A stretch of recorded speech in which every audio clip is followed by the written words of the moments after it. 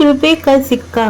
कहानी है 7 फेरों के बाद अब रंजीता की विदाई की रस्म भी संपन्न हो गई थी। विवाह भवन अगले 3-4 घंटों में खाली करना था, इसीलिए लड़की पक्ष के मेहमान अब अपने अपने कमरों में बिखरे हुए पड़े कपड़ों को और दूसरे सामानों को पैक करने में लग गए थे। रंजीता के पिता गोविंद बाबू और माँ चंदना देवी मिठाई के डब्बे और तोहफे एक एक कर सारे मेहमानों को स्नेह से धन्यवाद प्रकट कर रहे थे।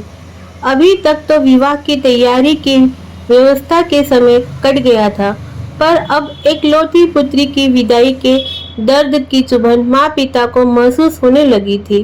गोविंद बाबू की आंखें तो सूखने का नाम नहीं ले रही थी, पर चंदा देवी ने हिम्मत रख ली थी।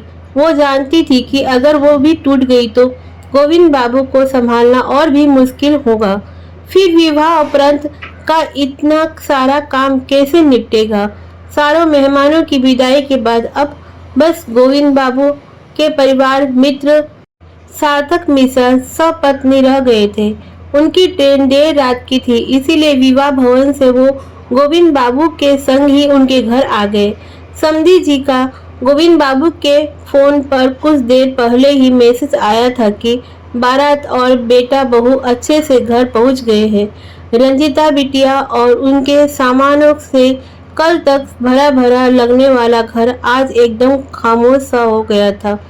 माँ पापा का बार बार मन तो कर रहा था कि एक बार वीडियो कॉल करके रंजीता को देख ले, उससे बातें कर ले, पर फिर लगा कि अभी तो विदाई के समय ससुराल के सारे लोग नई बहू के स्वागत में होने वाली रस्मों में व्यस्त होंगे। तभी समधी जी के नंबर से गोविंद बाबू के व्हाट्सएप पर वीडियो कॉल की घंटी बजी। गोविंद बाबू की आंखें चमक उठी।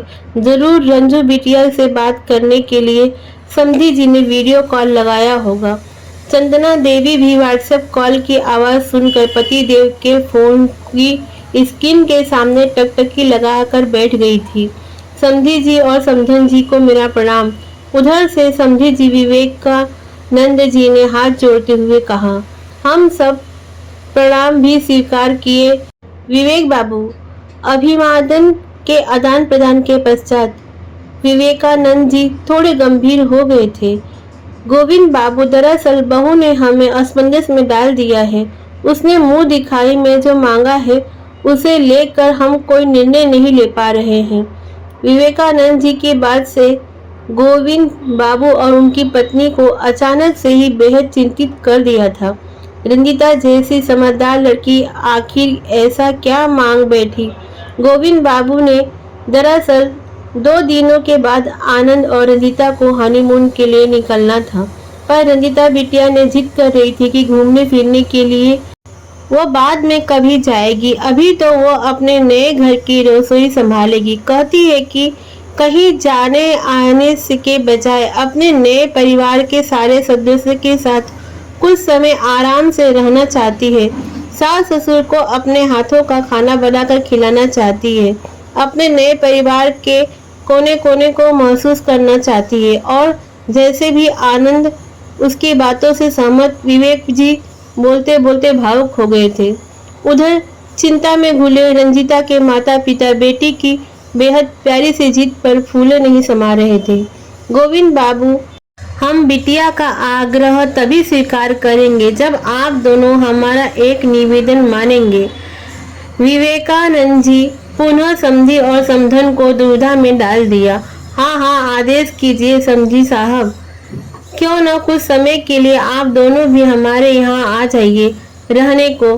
जानता हूँ आप दोनों काफी सिद्धांतवादी हैं, बिटिया के ससुराल का पानी नहीं पीना स्वीकार करेंगे आप दोनों को, पर आप दोनों समधी समधन बनने के बजाय हमारे परिवार के मित्रगण बन सकते हैं। फिर आप दोनों को कोई तकलीफ नहीं होगी यहाँ पे रहने के लिए, और खर्चे के हिसाब से मुझे आप 1 रुपए का सिक्का दे सकते हैं। विवेक बाबू को कोई सवाल का जवाब नहीं सूझा, सिर्फ वो चुप रहकर देख रहे थे आगे का नजारा। धीरे धीरे दोनों लोग स्क्रीन पे आ गए, उनके दामाद और उनकी सास भी।